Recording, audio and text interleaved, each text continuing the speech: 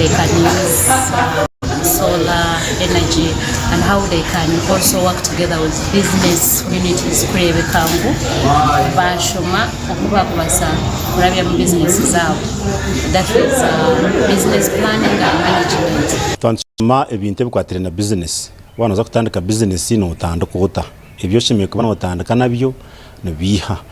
nangu twasoma munonga kintu kibakwita business plan eji neshaki binji ntukirako jireba nartu gihurira nukuza kora business ogushimye kuba ine business plan konkanti cyurro mu matu ninga tabati kinongongo bwito onkeriza batwayiga okuwa kabasa kugira idea ejo then okubasa kugira idea okajihamu business plan. Denis yashaba abantu okurekeraho kutebekanisiza business zabo mitwe batina aho barukandika nengo beburizeho bantu mwe business tuzitwine kuziho mu mutwe omu Uganda ntumanyu kwesi yona ngo business ntuzitandika omyezi 3 ombro mwaka gumwe nizugwa kuzikugwa at least tine na family member kubana manye cyo kubana okora tutukwandika cyayorekaje omu training aha abantu 10 abantu 9 na bana plan zibakizino mu mutwe kandi nabashubuzi ruranganwa bari mu za energy za solar yo kujeta business plan nene shaki netekwa kuba eri aharupapura nubwere kwetwa business plan eje yo kuba ino mutwe nebekera idea mwene kwere kuza harupapura hateba business plan kandi twaranga business plan eji ne enjenderwaho ningashi echandiko ekiri kuba ne kikugaidinga ningashi ne kikuhabura okukuza kutandika business yawe okurukuza kugitwaza okurukuza kugitambuza ningashi kuba kweta management kugira ngo urgeho gisi ahamheru ahiba kwihiramwa amagoba wegumisiriza Alex bitongore cha PSFU yashobora ngo bizire no bashabe bitongore bitari bumwe na bumwe okushagika businesses ezikiri kwetungura ngo konka bashanga nyingi zitine bandiko nengashi business plan. We've been interacting with financial institutions. They are willing to support these small and medium-term enterprises, but a number of times these businesses lack the business plan and other requirements. So kuyenderera hagira ngo bagenderire kuyamba businesses hokosa amashanyarazi make hotiro hono kose byoma birukosa amashanyarazi make nko muringo gumwe ogwo kucendeza aha sente zirukosebwa okugura amashanyarazi. Mainly we focus on energy efficient technologies. We are trying to encourage a number of businesses to adopt energy efficient technologies, because if you are in manufacturing, you're in processing, you cannot avoid using power because it consumes a lot of money. But we're trying to advise these businesses to adopt energy efficient technologies because we're able to utilize very little and be able to do more. Omushomogu gwetabirwa abakuru okurwa mbitongore ebyesente bitari umwe na umwe muri Centenary Bank na Post Bank. We are privileged to have Centenary Bank in this training, which is also guiding the small and medium enterprises on a number of requirements that these businesses need. We have also installed CDM machines, that is cash depository machines. Even at night you can deposit. We have a very big depository machine at opposite Shell and Kole there. Even if you come at 11 p.m. midnight, the machine is working. Omushomogu gukwasire munonga ahabashubuza baza sora na nebintu ebirukosa amashanyarazi make.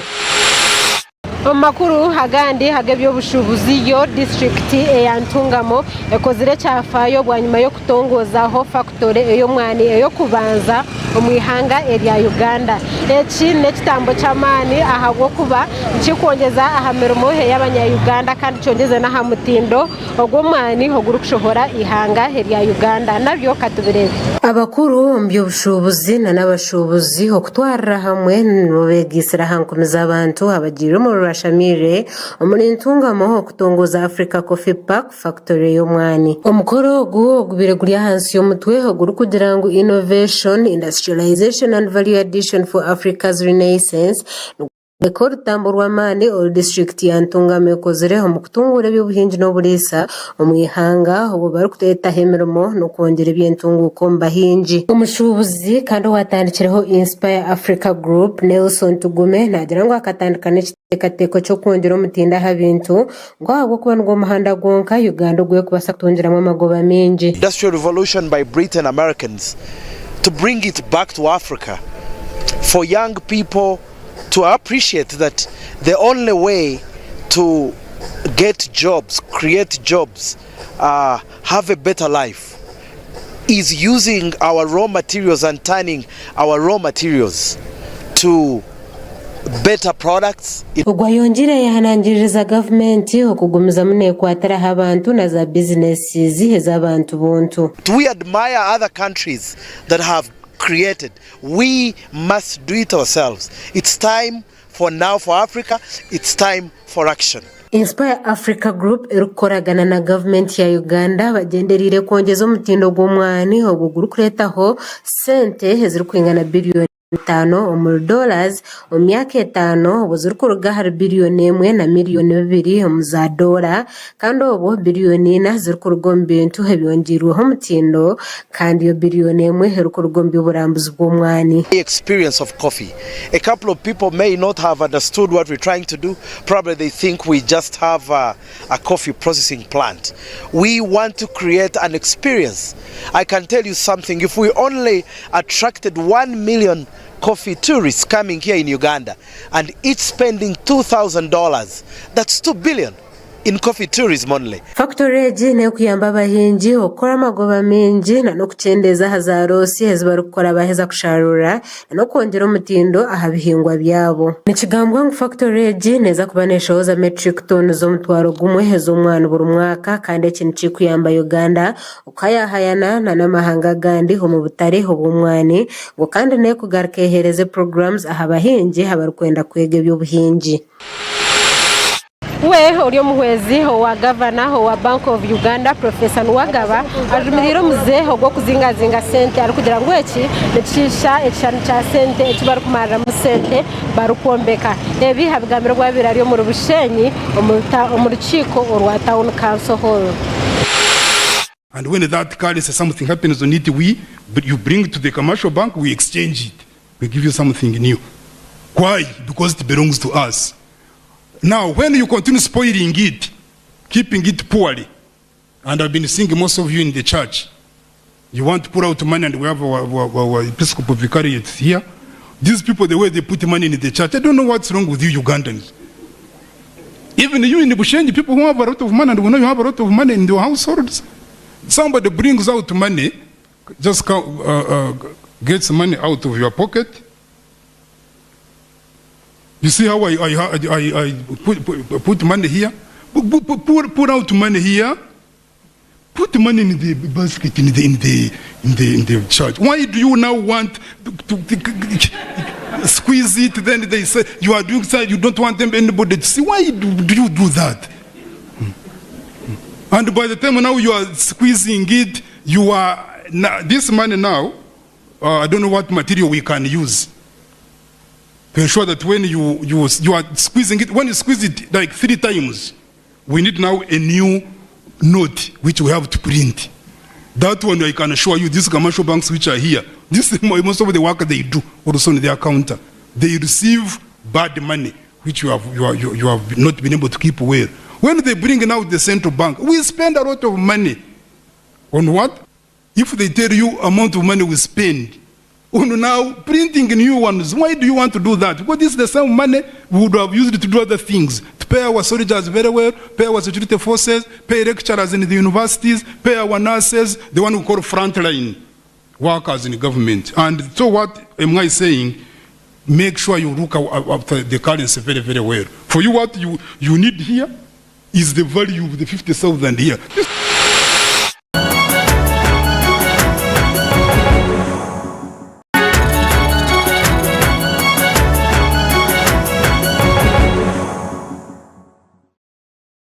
Erizoba home program eby'obushubuzi nakuletera omuhangu ombye sente Dr. Benjamin Musita kandogu naza kushomesa ahachoine kumanya ahambalirira y'omwaka ningashi ekyokweta budget oguraza kugambira ekyoine kumanya n'ekyotine kumanya naza no kushomesa ningasha kutangarize omu bintu emwe ebyo birota kumanya obo turukwirira aha kushoma budget omwaka 2025 2026 ukwezi okurukwije.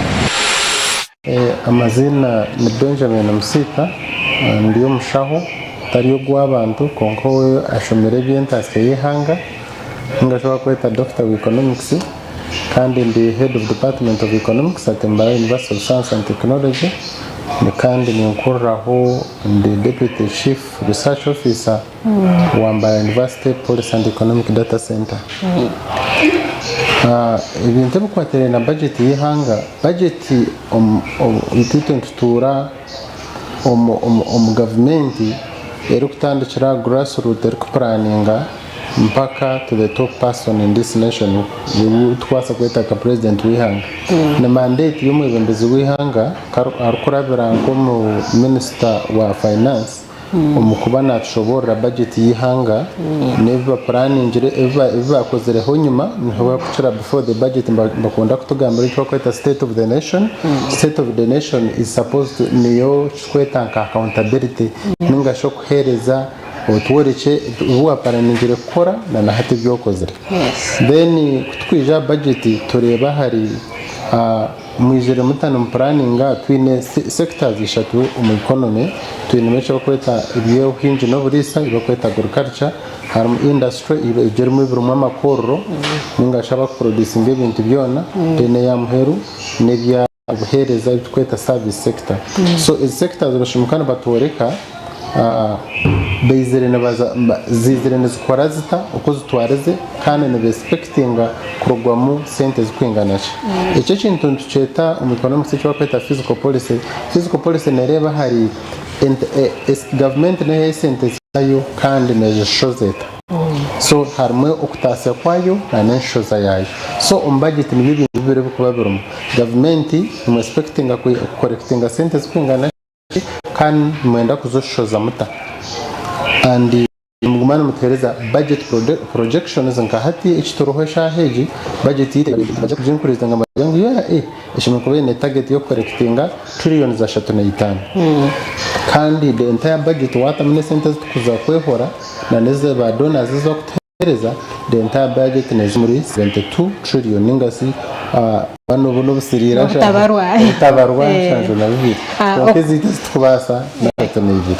Ujiriwo oko kumanya ibintu iwe Dr. Benjamin nojya nce kikureta aho budget ogumane yongera tukureba neshoma ukurigiro myaka yenyuma neja netema from 42 to 50 ati njije bashowize ya change n'ibiri adovuki ne basa kweyongera aho baraze kujibara aho baraze kujishomera umukwezo kwije nice kikureta yagumane yongera hati turinka family budget ihango kururi nyendo take nka family level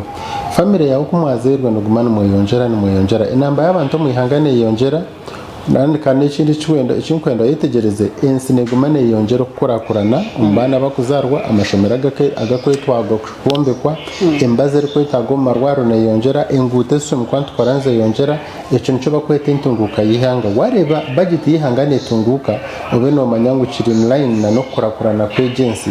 ba nka wareba vision 2040 makujangu Uganda will be a modernized a transformed modern economy. A transformed modern economy nchibanchi manyisangu we shall be over ntuza kubatirwa billions $500 za dola.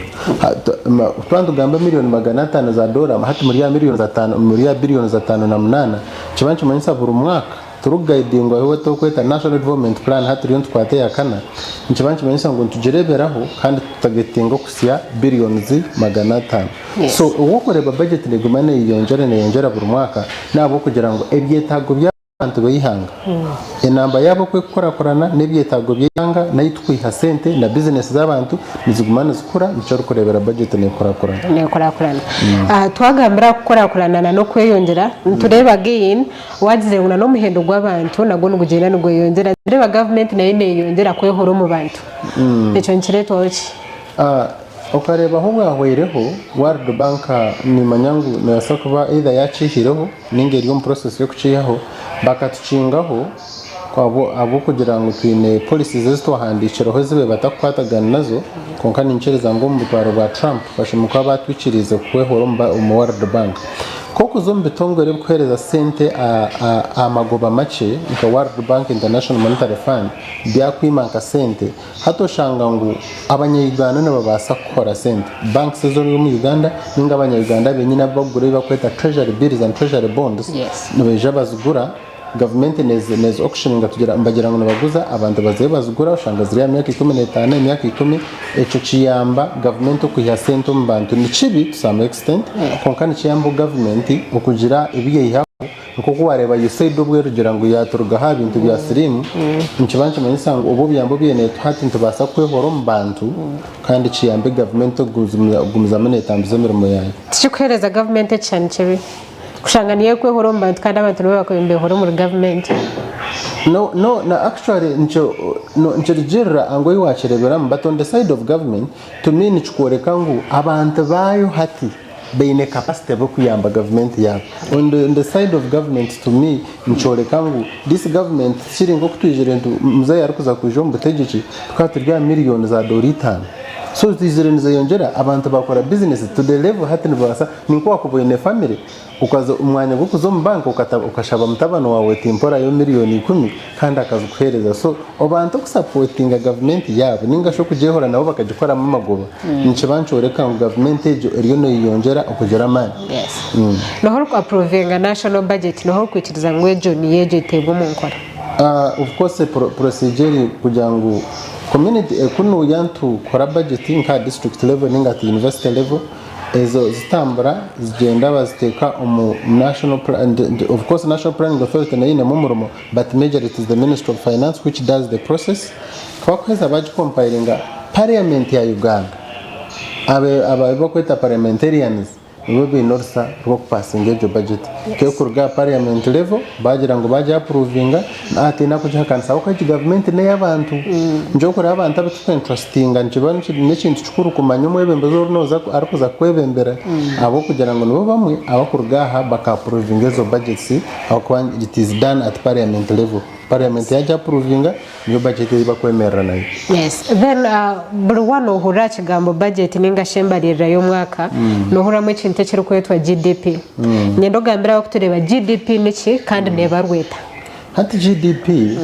nibagira ngo nese no kwata ibintu byone bukozurwe mu ihango mwaka gona okaberebera mu bintu bya sente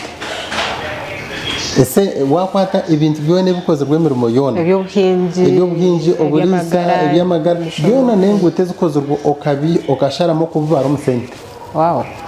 hatko kuvara mu sente niyo bakwata the monetary value of all goods and services produced within the boundaries of the economy hati GDP nebane rundan ebintu byone bukoze rwaberebero mu kintu cya sente hariho ruguto eje nkorakorana ino kujukalculating enguto zikozere by which percentage kandi zibarwa sente zikwingana bakugira ngo budget ya Uganda ya billions za 5.8 za dola ninga sho waje kujyo tati tubetu rya 72 trillion wakuje baroti hati nkibantu mensa ngo Uganda yona no basa kujibara sentes nchibantu mensa na actually ekikworeka ngo hari abantu umuntu omunyamunege arakukiza Uganda sente koze zanze sente zo kubasa kubara umuyihanga ndubiza kugamba rutwine challenges zayo abwachi GDP ntuteka formula zizerne ko sije shatu nungi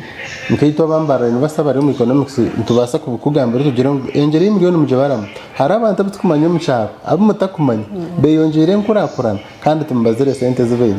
izo nabyo biro mu challenges zabyo bati ihangana uko kubandi nikirebera iwe nkiwe notekateka service chilengashi business chi mu Uganda rukiza yo kureta sente nyingi mu bantu abakugikora budget budget kutko bantu reba budget ya Uganda bakoreka ngo bucweka abarnabona 24.5% bucweka abarnabona nawe katonyuza ubutano bwa budget no burgumu rya agriculture industry ne tanka 20% konke sente nyingi zikusingayo zargombe ntiba kweta service sector nibe bintu biri mu kamasomo mobile money mbasa kugira ngo right now nga MTN is the biggest taxpayer niye ukare niye kuchere kurundanda sente government ushanga over $400 million konka ibinte birumu okutera amasomo ibinte birumu okuhereza okwegemishoro ya supermarket iba kujiyaho ibinte bukwatira n'imishoro iba kuihoma motoka mbakugira ngo ibi bintu niyo kusinga kureta umushoro umuyihangere kirumo buzubuhango because economy ni nko mwana yanakora norgom primary uzom secondary uza university hati economy zona nazikora zikutandikira mu agriculture sector zo mu industry sector za no service sector hati nawo ko kuje mu Uganda nikiba kiri ikintu cyo washanga economy erho yemerire aha ground za service kandi industrial sector is fully transformed turebero government ekuteka mamani menje kureta za national ziba kweta industrial parks nk'eyambara za kapeka za jinja baryono bagezeho ku improving echo but Uganda as a country ekaraba kanjete in a step ya gurchire ebizibe bitiryo tureba mu ihanga limited services emwe neverga on skipping the industrial revolution tutarabira mu industrial revolution turagira bere major stage haza cyaturetero kutwindaringa ushanga abantu benye babongere mushora bina kajuru bakongera mushora bo inece bacongera mushoro abo kujya mu skipping a crucial stage ya industry turukwendera ngenda ugambira abantu what you think or what you expect the budget is going to be about ningashi ekibinde kusubira budget ejero kwije budget eriyo neja ntugumiza muno kuteka sente nyingi mu kiba kweta human capital development ningashi umubantu human capital development harimo ibya parish government model nibariyo bajongera sente harimo ibyo kuranka ibya education ibya magara ibyo byona biri mu human capital sente nyingi bazigarombant and the second contribution of course ya budget fund sharanka keki icheke changu bachire human capital ningashi sente rangu government koko to yenekora this is a people centered government bajirangu ejene government eriyo negeza kugira ngo sente zeyongera umbantu so to expecting agents za parish government model zeyongere to expecting ngo marwaro kongera musente twarebere USAID yatuhire mengaro to expecting a budget impango okuzumuri omu byamagara ningashe byukushoma ezo niyo kweta human capital then ndijo abo kugira ngo Uganda eshtami eriya hagati y'amahanga gainentaro nyinji kandi ntukunda kuyamba ho bana ibabeto with the I think it is the third goal ya NRM ya what you call the pan-Africanism twin patriotism twin pan-Africanism. Now when it comes to patriotism we first protect Uganda. That's why sente nyingi abo kwenda tuyambe batahebeta bari mu Africa tuyambe na Uganda yitu sente nyingi zindi nazo nizo security yihanga kandi turebana na budget yebye ibintu bikwatene electoral commission na ine yongera abo kugira ngo expecting akaruru umukuko banza umwaka ukwisha so ntureba budget and coordination netyo igarkezo mu industry because mbenda promoting amakoro then lastly the sector kutunga sentence of course in area agriculture sector kugira ngo government yone itekateka wabanzo kombe kama shanyarazi okombe kama koro then abaryo bahingana ijoba kwataraho bwanyuma nove yemwe bagita mamani konkatu munonga bagira ngo evibiri industry hamwe na okutungura by'amashanyarazi na namizo bantu gakabahika namarwaru nibiceraho kandi kwiruka ngo kayamba agriculture ibe turene betegereza it is something it's a bigger topic konka budget and question mukara budget expecting about wow then akindi nyendo tugambire hinabera abera affecting age budget because automatically wakore kintu hinaba kuganyirwamo hinaba ukikutegana so budget neza kutegana sankaba tukubantu reba because bamba one reba budget na yongera nchibanchi manyisa ngo bayongire tax base kugira ngo sente ziyongire nyinjo mu Uganda mbabe yongire tax base nchimanyisa kugira ngo emhande bene barondera mu sente hate yongere imande bimbarona musente kutwentu girango amashitaga begarinka ha 15 na 10 no basa kongera oshirinje bibiri kugira ngo babayambe ku kuseze sente zo barukwenda dati nchibanchi manyisa ngo ese amashita wagongeraho sente nchi it increases the cost of doing business omuntu wena rina ensiona netambura antambura raw materials as bakoso manufacturing farms ibintu bitugore bitukuguza nenta mitamburo rero ne koramashita without fuel tunate kubantuza so ushanga ngo buri muntu wena umunyarwanda wareba bakugira ngo bashomana shiringi 5 amashita kibanje manisa buri umunyarwanda wena naza kushikwaho acuro munshahoye kandi nabo tugaruka tusimuho government abo kubera iyo yongera umukombe kamashomero nko kwarebe ko bigwire seed schools na budget mu ko yongera reba mbaronda bashomese 12 cyabanje manisa ngo abashomesa behanga abine what we call qualifications n'abatunje mirimo nshaka kuba yambaho makagabu so in one way or the other nabundi biremba kongera bambongera sente mu parish government model impact yabo icyo abekuza ko affecting it is positive and negative amuntu wena kwasira million nabira atakaje kwataga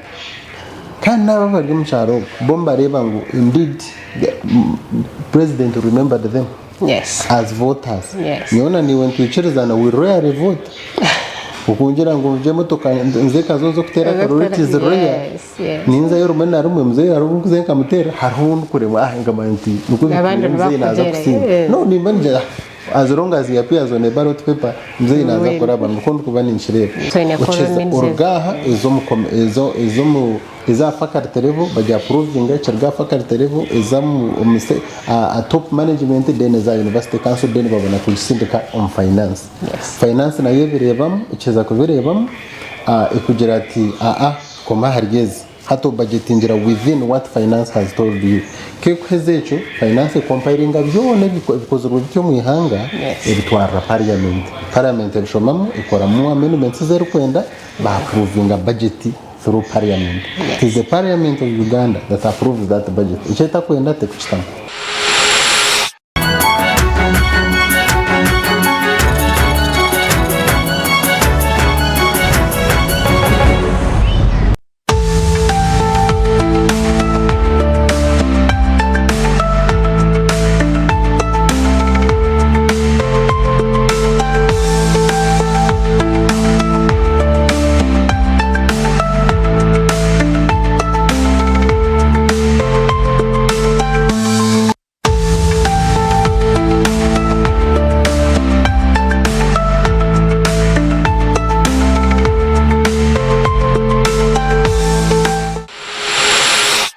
nyongera kwijisiya hiwor kutureba ngo program eby'obushubuzi ntukwent kuretera kwembarira yo mwakera tambore na naha okubaragishomena n'umuntu ningashi omuhangu oragikutematembere muho kumanyisa ningashi okucengesa echorabe otacengire program eby'obushubuzi wabaragikwisya hon bet Nayebare otargata ya West.